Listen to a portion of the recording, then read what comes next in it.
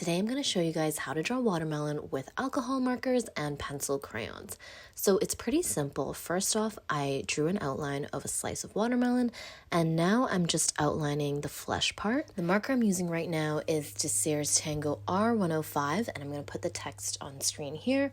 I actually used the wrong one. I used 107 to outline.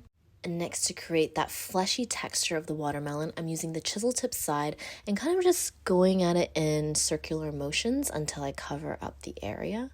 After that, to create more of a seamless transition between the rind and the flesh, I'm using the colorless blender just to even out and give that kind of gradation effect. Now for the second layer, I'm taking a slightly darker red. It's R107 and doing the same thing, just using the chisel tip side to create a little bit more texture, a little bit more depth, and repeat the same thing in the main part of the watermelon.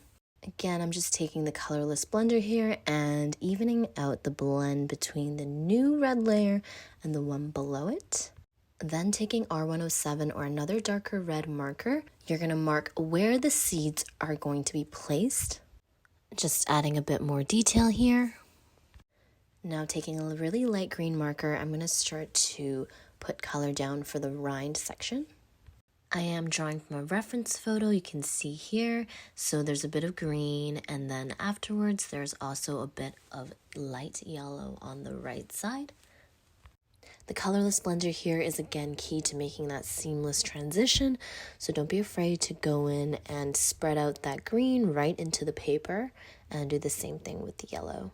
Now taking that dark green marker, I'm just going to fill out more of the outside of that rind and also add some little spots to make it look a little bit more realistic. Here I'm just adding more detail to the seeds, so adding a bit more of a dark brown or a dark red color. Use pencil crayon to add additional details and highlights.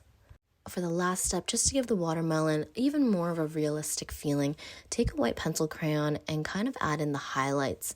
And here on the ridge, I actually go in later and I do this with a ruler just to make it a bit more crisp. But here I'm just adding in some highlights at the edge of the slice. After that, I start doing these little kind of squiggly lines all over the flesh, and that's going to give it even more of kind of a realistic texture to the watermelon. And that's it. Those are just some of my tips for drawing a realistic-ish looking watermelon using alcohol markers and pencil crayon.